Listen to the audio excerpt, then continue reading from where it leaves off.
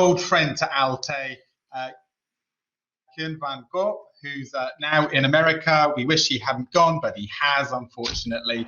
And he will introduce the other speakers on the panel, all of whom I love so much, and I'm so glad that Ina, Dina, and Emir, you have agreed to come on this panel too.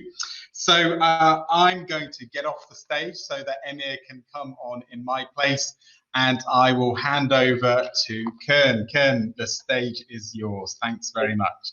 Thanks, Graham. So welcome, everybody. For me, it's kind of still a good morning, but it's your afternoon and almost the end of this conference day.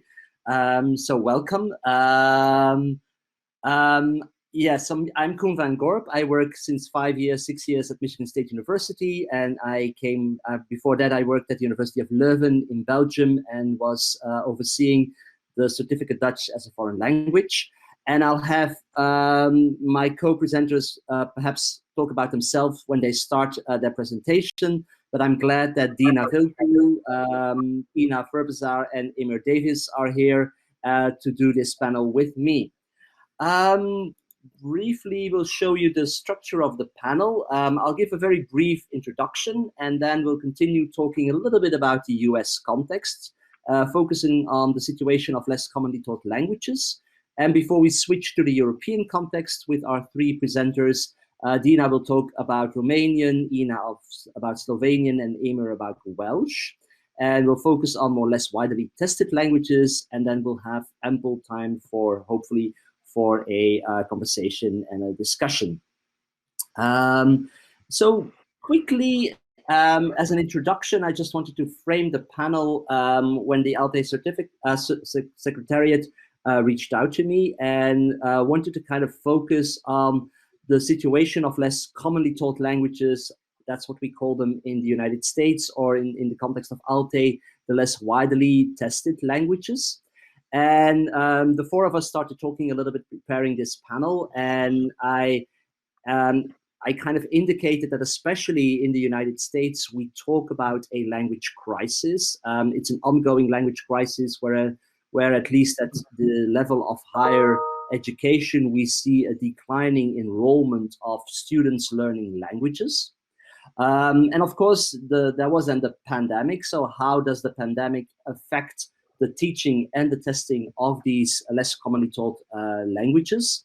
And interestingly, and my colleagues will talk a little bit about that, they kind of indicated that with the pandemic, they saw a rise in students learning languages. So actually, the opposite, instead of a decline, we saw the number increasing. And so this will be interesting to watch in the future, whether this will become a trend or whether this just will be a kind of like unique spike in the data. But all of us were confronted with this new online reality of online teaching and testing languages, kind of struggling with the resources that were required to do this, and finding challenges as well as opportunities for both the teaching and assessment relating to classroom-based assessment and standardized testing. So these will be kind of the focuses of our talks, and we'll kind of highlight these from 4 different contexts, 1 from the USA, 3 from a European perspective, and all of us will focus on the testing and the assessment, but also sometimes a little bit more on the language teaching part of that. So I have the pleasure of kicking off this panel, and I will talk a little bit about the US context and focus on the institutions of higher education. And what I already indicated, that at least in the United States, there is kind of like this feeling of we are living through a big language crisis. Seeing that, and these are data that are collected by the Modern Language Association, which does every 3 years does a big survey of all the institutions in the United States, and then they present their data. And as we can see, from actually the big financial crisis 2008 onwards, there has been a steadily decline of students enrolling in language courses in higher education. On the one hand, this kind of like feeling of urgency that we are having a language crisis and that languages are in danger, especially in the United States, kind of also created a lot of opportunity for initiatives to promote less commonly taught languages. And I'll talk a little bit about these initiatives. And one of the big, I think, initiatives that was already in place is that institutions of higher education, they are often forming alliances with other institutions. So they are gathered in big, the word escapes me now,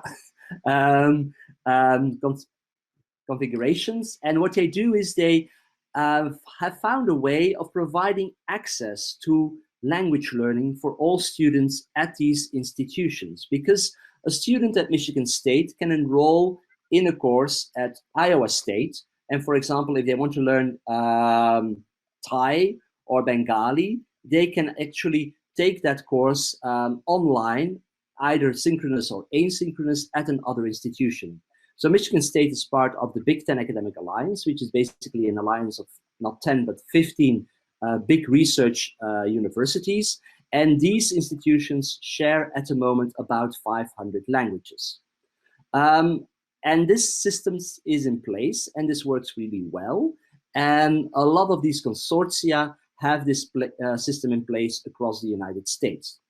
With respect to the Big Ten, this is a kind of a very reactive system, in the sense that the student has to signal, oh, I feel the need to learn Vietnamese. Where can I follow a course to kind of like learn Vietnamese? And what we're trying to do now is to kind of move this towards a much more proactive promotional system, where we kind of like hopefully promote languages and can convince students that learning another language is very valuable for their education and for their future. And that's where kind of like these big grant initiatives come in. A lot of the innovations that are taking place at institutions of higher education are driven by big grants from foundations. We got a big Andrew W. Mellon Foundation grant in 2016, and that will continue until 2023.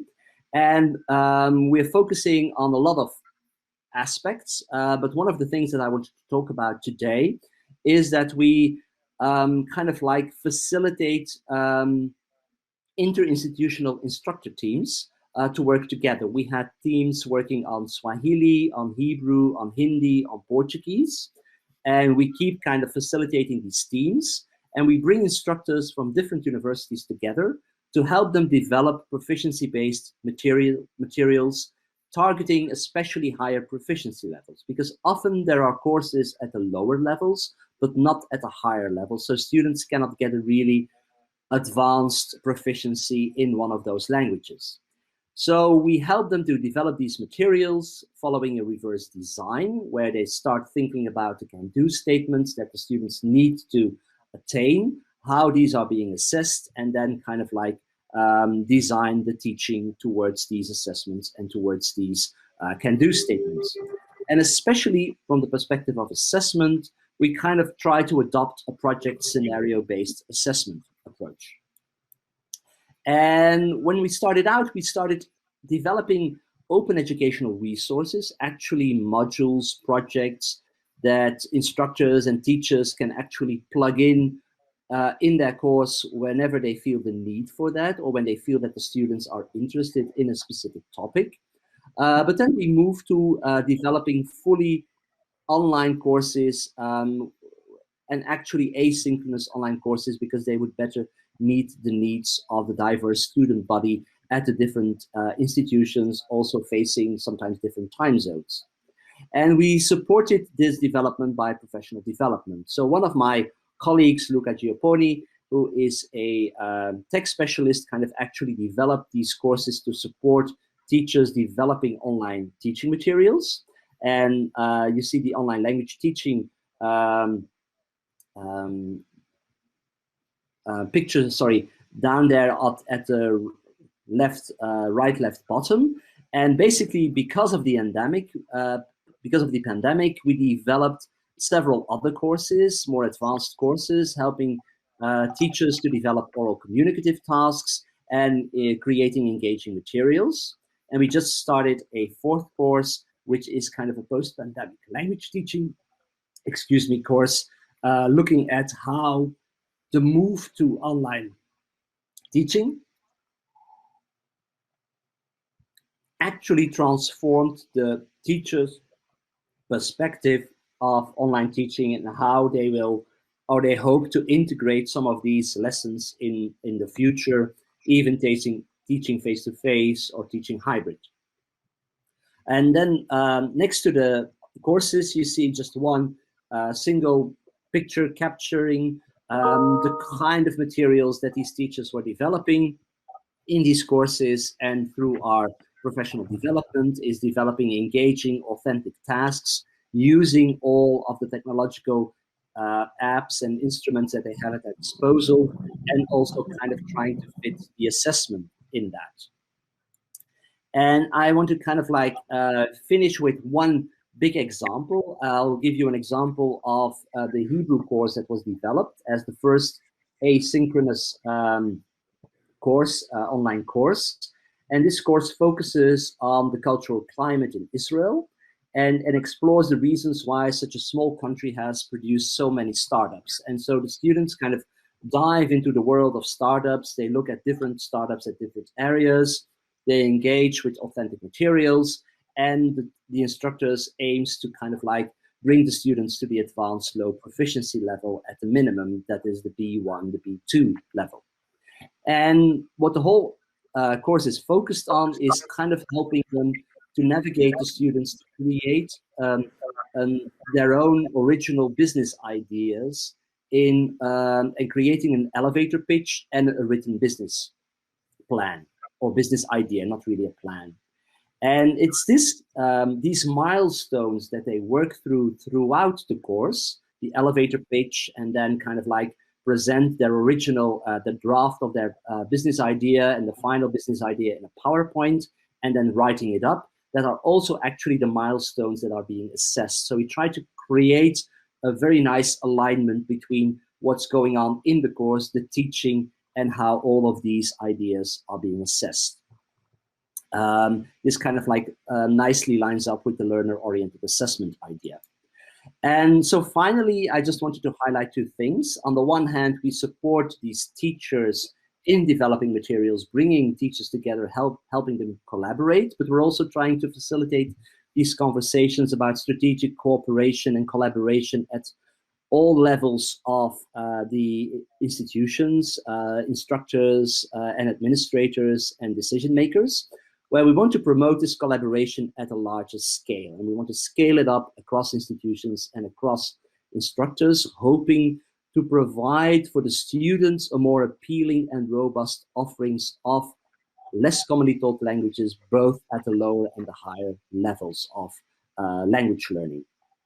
And more recently, we started to think about LCTLs and less commonly taught languages as part of the commitment that institutions of higher educations have in the US to DEI, that's diversity, equity, and inclusion, because we feel that promoting languages could be a really interesting driver of institutional diversity.